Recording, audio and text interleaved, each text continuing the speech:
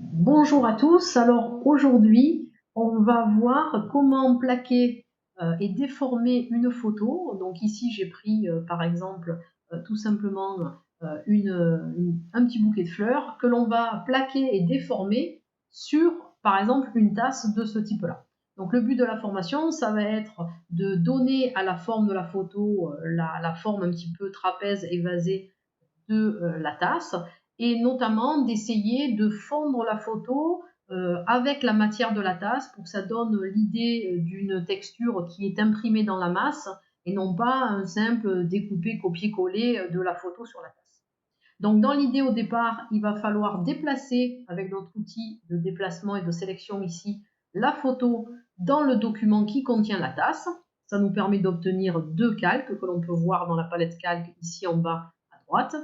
Et on va déjà un petit peu adapter la taille de la photo. Donc on va faire un CTRL-T, CTRL-T étant le raccourci clavier de édition, transformation manuelle. Donc vous pouvez passer par le menu édition ou faire le raccourci CTRL-T. Et on va, en prenant garde de ne pas déformer notre image, on va un petit peu adapter la largeur et la hauteur du visuel à la surface de la tasse. Voilà, je vais faire Entrée. Et donc là, le but, ça va être donc de donner cette forme un petit peu trapèze à la photo. Donc on va refaire un CTRL-T. Et cette fois-ci, avec le clic droit, on va lui demander de déformer cette surface. Donc on clique sur Déformation et on va obtenir aux quatre angles des petits ronds qui sont des petits points d'ancrage. Et chaque petit point d'ancrage a deux petits points, deux petites poignées qui permettent de déformer, vous allez voir comme ceci, de déformer notre surface. Donc le but, ça va être de mettre, alors je vous conseille de zoomer quand même, de mettre le petit point bien dans le départ de la surface qui nous intéresse. Pareil de l'autre côté, donc on revient un petit peu en arrière comme ceci, et d'adapter les petites poignées pour essayer de donner la forme évasée qui correspond à l'arrondi, on va dire plus ou moins, de notre tasse. Et on fait pareil pour le bas également, hein, on n'a que 4 points d'ancrage, donc il faut se contenter des 4 points que l'on a, et on va pouvoir comme ça essayer, en remontant également, d'arranger, voilà, un petit peu, d'essayer de plaquer au mieux, hein, ça ne sera pas parfait, mais au mieux d'arranger la photo, qu'elle épouse au mieux le bord de la tasse. Voilà, à peu près comme ceci.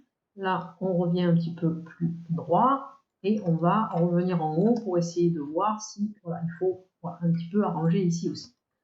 Une fois qu'on est satisfait, je vais faire entrer pour valider ma transformation.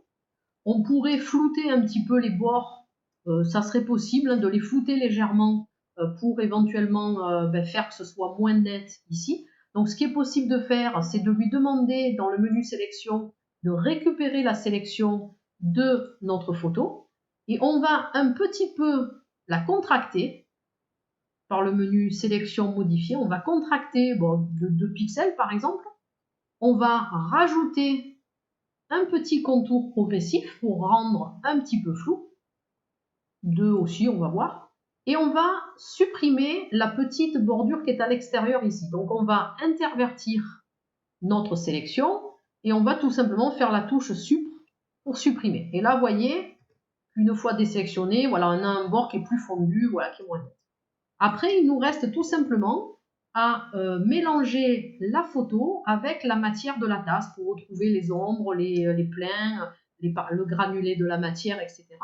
Et donc, on va travailler avec les modes de fusion. Les modes de fusion, c'est les modes qui sont dans la palette calque ici, juste là à gauche des opacités. Et on va choisir un mode de mélange. Et vous voyez, quand je passe, j'ai des effets complètement différents de texture. Alors, il y en a qui vont rien rendre de particulier, puis d'autres qui vont être plus intéressants les uns que les autres.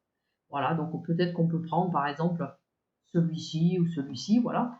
Et donc du coup, on a comme ça notre matière qui est incrustée à l'intérieur de notre tasse. Voilà, donc on a vu un petit peu plusieurs points intéressants, la déformation, la sélection, la modification de la sélection. Voilà pour ce premier petit tuto. Bonne journée à vous!